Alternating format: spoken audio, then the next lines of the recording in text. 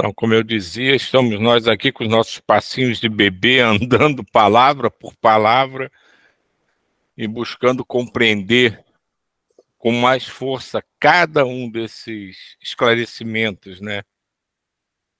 Que o Gustavo e o Vitor foram tão caridosos em aceitarem esse trabalho para que a gente possa aprender um pouco mais. E eu vou voltar só no último parágrafo da resposta anterior para a gente engrenar na, no questionamento, né, que iniciaríamos hoje, né? Alguém quer ler?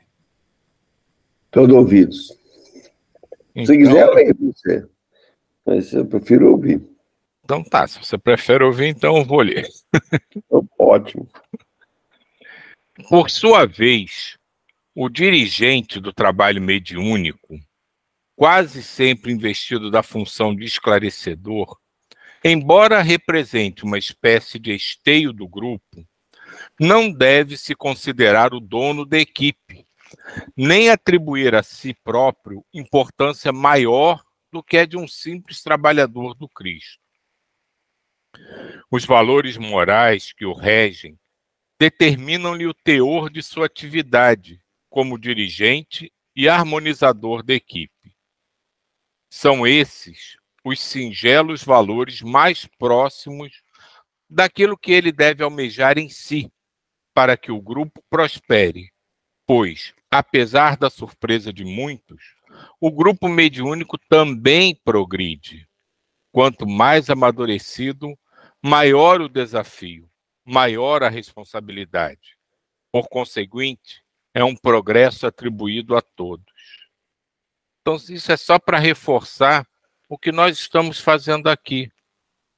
Não tem essa história de um sabe mais, um sabe menos, um leu mais, um leu menos, um evoluiu mais, um evoluiu menos. Nós estamos aqui como peças de um quebra-cabeça. Cada um vai completar no final o quadro por inteiro. E quanto mais a gente vai aprendendo isso, vai assimilando esses ensinamentos, esses aconselhamentos que a gente vai tendo nas leituras, mais o grupo se fortalece, mais ele amadurece, se une e mais confiança a espiritualidade começa a depositar nesse grupo. Por isso, ele diz aqui na última frase, quanto mais amadurecido, maior o desafio. Porque quanto mais a espiritualidade confia, mais trabalho é oferecido, mais chances de crescermos e de auxiliar o crescimento daqueles ao nosso redor vão sendo apresentadas. E esse progresso não acontece por um ou outro membro. Como ele diz aqui, é um progresso atribuído a todos. Todos utilizam a sua própria força para levantar o fardo cada vez mais pesado que nos é oferecido, porque a confiança da espiritualidade em nós se torna a cada dia maior.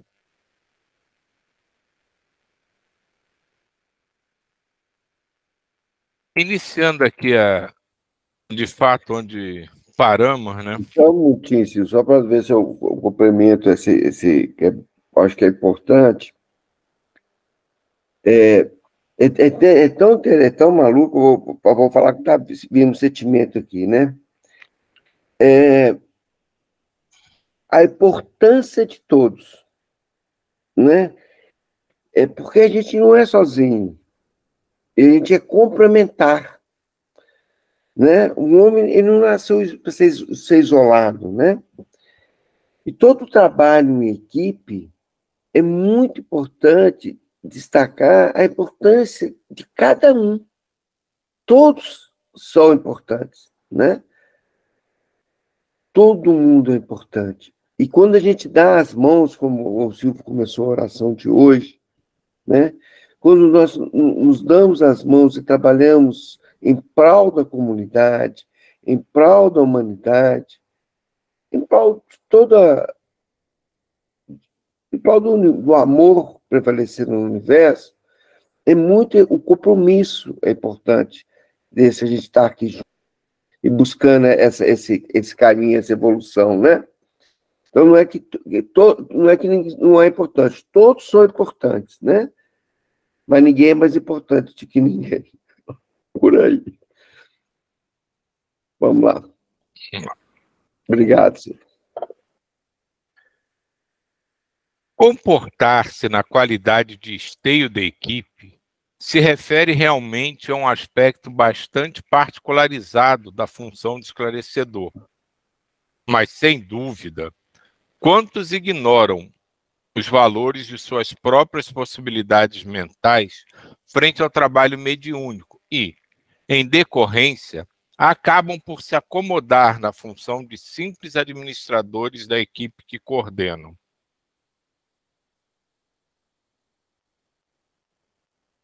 Lancelin nos esclarece o seguinte em relação a isso. Tendo em vista os comentários anteriores, voltamos a argumentar que inúmeros doutrinadores não acreditam a si próprios participação de importância no intercâmbio mediúnico e, como tal, colocam-se na posição de simples administradores, meros organizadores de horário. Há quem chegue a notificar o horário preciso de ingresso de cada médium no recinto da reunião. É como se utilizasse sua capacidade mental para trabalhar com aquilo que o aproxima do convencionalismo terreno. Tal posicionamento, quando rígido e obstinado, chega a dificultar os lampejos intuitivos com os quais deveria ser tocado no decurso do intercâmbio fraterno estabelecido com os obsessores. Mas entendam, não estou discordando quanto à importância da função de administrador da reunião mediúnica, mas o apego ao formalismo e aos rituais administrativos subverte, em seus meandros mentais, o que realmente seria de relevância para o sucesso do empreendimento. No caso, a harmonia cultivada entre o doutrinador e os médiuns. O controle, quando exagerado, gera o descontrole. Por essas razões, o doutrinador dirigente deve aprimorar as qualidades de apaziguador, esmerar-se na convergência de propósitos e elevar ao grau máximo o empenho fraterno nos serviços mediúnicos. A metodologia é importante, os preceitos também.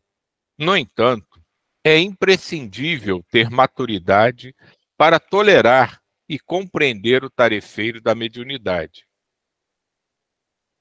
Uma das funções mais importantes do dirigente é de manter um bom diálogo com o grupo, ter a sabedoria da boa convivência e a indispensável força do afeto. Ele é equilíbrio das energias mentais circulantes no decorrer das atividades práticas. Para tanto, é preciso que as energias mentais que se entrecruzam vibrem em consonância com os objetivos elevados do trabalho fraterno. Como já referimos, o dirigente é o médium do grupo, porém, ele não atua apenas no momento da atividade prática, pois a sua ligação mentomagnética com os demais permanece, além das paredes do recinto, dedicado ao intercâmbio com o plano espiritual. Daqui vale lembrar, né, o que a gente já viu nas questões anteriores, né, daquele campo, né, de convergência ativa, né, que tem o esclarecedor, né, que faz com que ele, quando aprende a lidar com isso, né, desenvolve melhor esse conhecimento, receba as intuições, né, da equipe espiritual com muito mais facilidade, né, e percepção, né, mais acurada, né. E é interessante que realmente, né, não sei quantos aqui têm prática, né, nas reuniões espíritas, ao longo dos anos, você vai vendo que tem muitos dirigentes, realmente eles são meros administradores, eles controlam o horário, controlam onde os médicos estão sentando, as conversas estão tendo, e não se doam, na verdade, para esse papel de médium do grupo, né? Que eu achei muito feliz essa expressão que ele usou aqui. Ele é um médium do grupo, porque ele tem ali uma função muito específica, né? Em algumas reuniões, de fazer com que essa harmonia entre o grupo permaneça constante. E como ele frisa, não só ali no momento da reunião, né? Que as pessoas acham que o trabalho espírita é só no momento da reunião, como aqui, né? Quantas vezes a espiritualidade já falou para a gente, vocês irradiam 24 horas. Eles lembram a gente constantemente disso, que não é só aqui nessa hora de manhã que a gente senta aqui um diante do outro, que a gente está mentalizando. A gente, quando termina, desliga e continua ligado, continua pensando um no outro, continua irradiando, mesmo que inconscientemente. Então, isso faz, né? Aqui não existe um dirigente de fato, mas cada um aqui funciona, de certa forma, como um esclarecedor, porque vai recebendo as suas intuições e vai colocando para o grupo, e tudo que é colocado aqui transcende. Há uma espiritualidade imensa ao nosso redor participando. Alguns para auxiliar na realização do trabalho, outros para serem auxiliados por tudo isso. E é assim que a gente segue. Fala, Jair.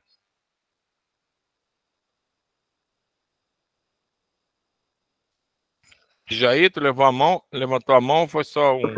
Não, é que eu queria falar, pegar esse gancho que você falou, que como você falou, uma palavra, ele foi muito sábia, médium do grupo. E ele está falando aqui, ele é o equilíbrio das energias mentais, ponto. Então, quer dizer, se ele for esse mero controle de horário, começa a gerar desarmonia no próprio grupo, às vezes o próprio médium fica observando, começa a ter irritações, então ele leva toda uma desarmonia no grupo em virtude dessas atitudes. É só isso que eu queria acrescentar, nada mais.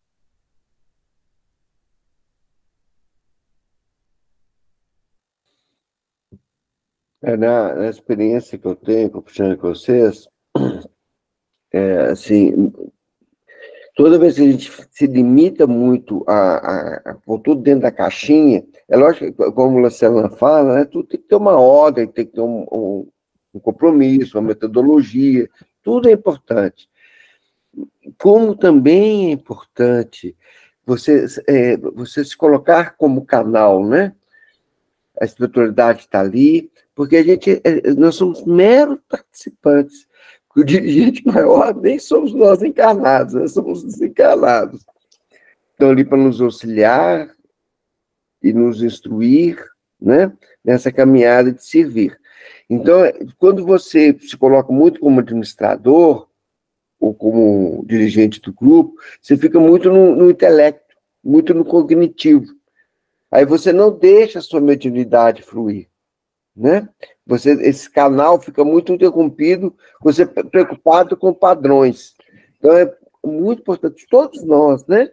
Deixar sempre o canal aberto, lembrando que todos nós somos médios, cada um com o seu tipo de mediunidade. Vamos lá. Obrigado. Então, o questionamento levantado, né, agora diz o seguinte: os médiuns se caracterizam como moduladores de energias e de outros atributos referentes ao dinamismo psíquico. Cremos que tal assunto ficou bem determinado. Gostaríamos, entretanto, de conhecer mais um pouco a respeito do metabolismo energético que se processa no campo mental dos doutrinadores.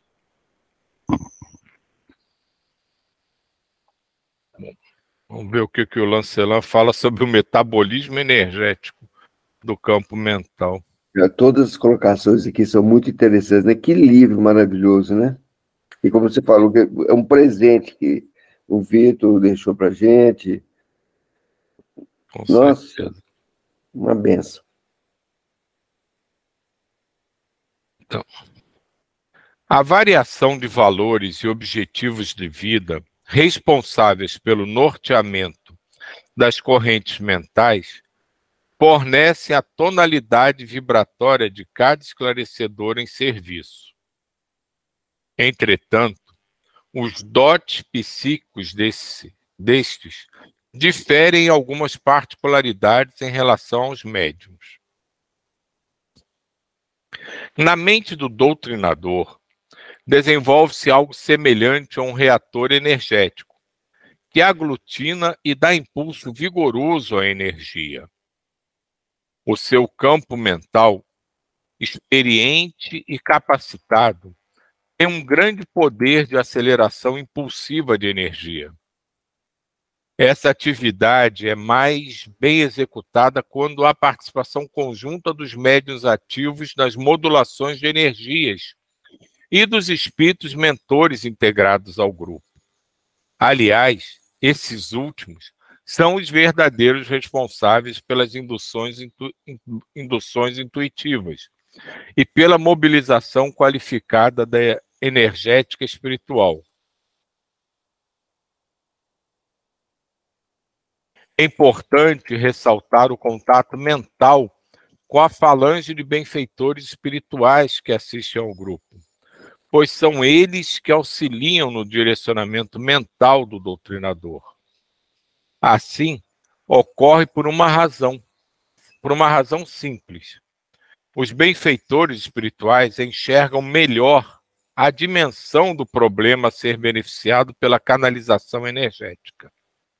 Eles também influenciam o doutrinador a projetar vibrações convergentes no sentido de alcançar determinada região espiritual, emitir energia em proveito do obsessor assistido e, por extensão, irradiar ao que a ele se ligam por fios conectivos mentais. A força mental do doutrinador é, em grande parte, lograda por meio do uso do campo mental de convergência ativa. Isso é muito interessante, né? Ele reforça o que o Rômulo acabou de dizer, né? Que, na verdade, os grandes maestros dessa orquestra sinfônica, de que cada um de nós toca um instrumento, é a espiritualidade. Mas que o doutrinador ele tem um papel de canalização dessa intuição, dessa energia muito importante, né? Esse campo mental, né, não deixa de ser, assim, grosseiramente falando, um órgão a mais, quase, né? Que é desenvolvido nos esclarecedores para que ele tenha essa capacidade de perceber melhor o que a espiritualidade quer, aglutinar essas energias e direcionar. Então, ele é como um catalisador de uma reação química, né? É ele que faz com que a coisa se acelere e se produza de fato, mas sempre não por si, por uma orientação e um direcionamento da espiritualidade, que é muito importante que ele diz aqui, né? Que eles têm uma visão muito maior, né? Enxergam melhor a dimensão do problema. Então, enxergando melhor o que realmente significa aquela dificuldade, eles sabem melhor o que precisa ser feito. Eu posso só falar uma coisa, em termos práticos, vamos falar assim, nós somos aqui no grupo, né? Eu não conheço vocês, correto? Então, quando a entidade, essa identidade que está passivo de sofrer uma doutrinação, o plano espiritual conhece aquela pessoa. Então, o doutrinador, ele não conhece, então ele tem que ter essa mediunidade, como ele está falando, tudo que ele está explanando aí, qual o objetivo? Dele conseguir ter respaldo, ter substância para conversar e dialogar com essa entidade, porque ele não conhece nada, entendeu? Então, pelo menos assim que eu vejo. Então, quer dizer que ele serve de canalizador em virtude desse plano superior que está direcionando a esse ser, entendeu? Esse ser que está obsidiado, que precisa de orientação. É isso. Pelo menos eu vejo assim. É exatamente assim mesmo. Tanto que você vê que no meio da reunião, por algum motivo, né, que a gente está vendo aqui qual é, né, mas o esclarecedor, ele convida esse médium ou aquele médium para fazer a oração, a vibração. Ele, às vezes, não... Isso eu já vi muitas vezes. Ele não vai, por exemplo, numa reunião de desobsessão, não é ele que vai no médium que está dando a possibilidade daquele espírito em desarmonia, em sofrimento, se manifestar. Não é ele que vai fazer o esclarecimento, ele convida outro médium para ir até lá conversar com o espírito. Então, tudo isso não vem da cabeça do dirigente da reunião, vem através da intuição espiritual por esse campo de convergência ativa. Você ia falar alguma coisa, Romulo? Não, eu estou assim, encantado. Eu acho que Diva quer, não, Diva? Falar com a gente?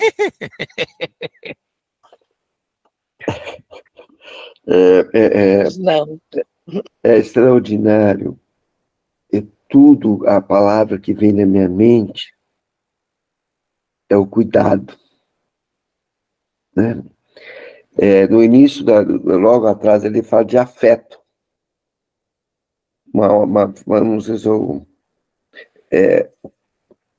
lá atrás, não precisa voltar aí, não, Silvio. Ele vai falar aqui, uma das funções mais importantes do dirigente é de manter um bom diálogo com o grupo, ter a sabedoria da boa convivência e a indispensável força do afeto.